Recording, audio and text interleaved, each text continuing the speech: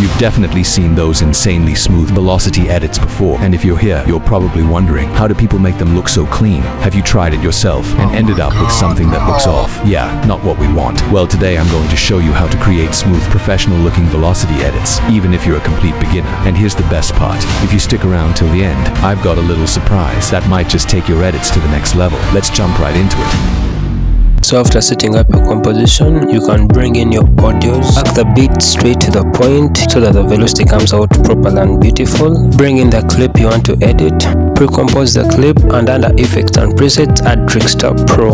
Follow my settings here properly, just change the image prep to contrast or edge enhance. Under speed, the first keyframe, make it 100 and move it 2 frames forward. Then go into the middle of the 2 beat marks and make the second keyframe 30.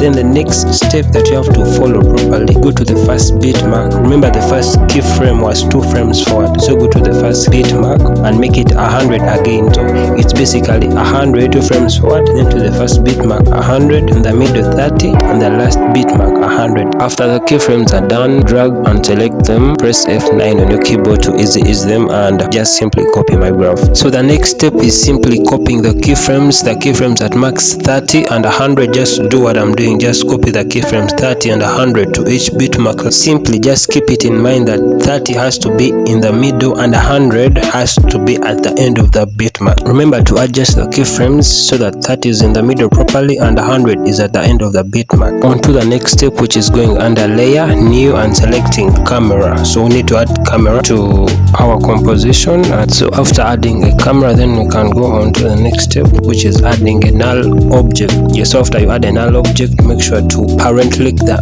camera to the null object, yeah, just as I've done there. So the other thing you don't have to forget is to make the clip you're editing a 3D layer. Here, simply just right click and then select to make the clip a 3D layer. So after that is all done, simply press onto the null object, press S to bring out the scale to the first beat mark, move 5 frames, like 5 frames forward, and mark it 100. Then jump the first beat mark, go to the second beat mark and mark it around 73. So the first beat mark is 100%, then the second beat mark is around 73. So after the keyframes are marked, just simply drag and select them, press the curve icon and simply copy my graph. Just make sure it's not too sharp, just make it kind of curvy. So the next step is adding another null layer. Parent link the first null layer to the second one, press S onto the second null layer to bring out the scale, mark the first keyframe 100, jump the second beat mark, go to the third beat mark, and then zoom out, like make the clip go back to the original scale to bring out the zoom out effect. And again for the keyframes, simply select them, press F9 to ease, and then simply just copy my graph. Just simply repeat the procedures I've shown you in the first process until the whole clip is done.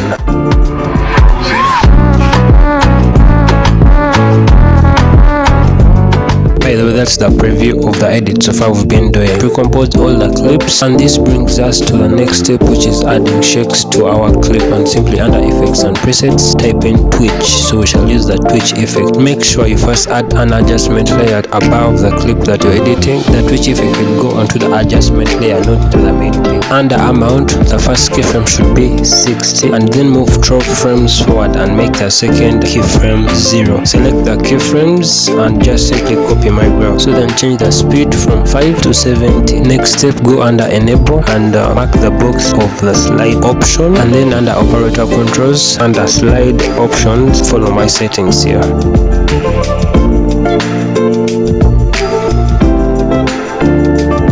After all that is done, simply under effects and presets, add exposure to the adjustment layer and make the first keyframe 2, and then move like 4 frames forward and change it to 0. So after all that is done, you can simply copy the adjustment layer to each beat mark. But before you do that, change the Twitch amount from 60 to around 15, and then the exposure from 2 to 1. So almost to the final step, which is adding the X shake or Y shake. To do this, we shall add an adjustment layer. Under effects and presets, type in Blamo curves and bring it to our adjustment layer. To my settings here, I'll just press the first keyframe shift Y and make it 0, then move like 5 frames or 4 frames forward and make it negative 110, and then move like 3 frames forward and make it 610. So after making all those keyframes, select the last 2 keyframes and ease them by pressing F9 and then simply copy my graph. Yeah, you'll have to simply copy my graph. Simple. You can move the adjustment layer to the position where you want the duplicated clip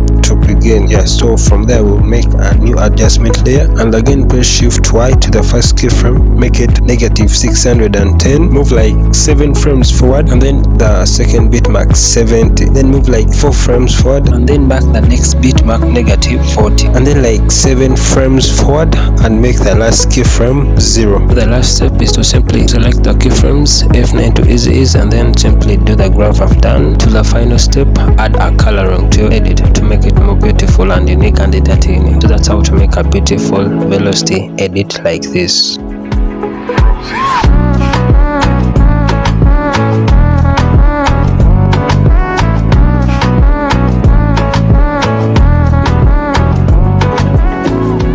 Thank you for watching.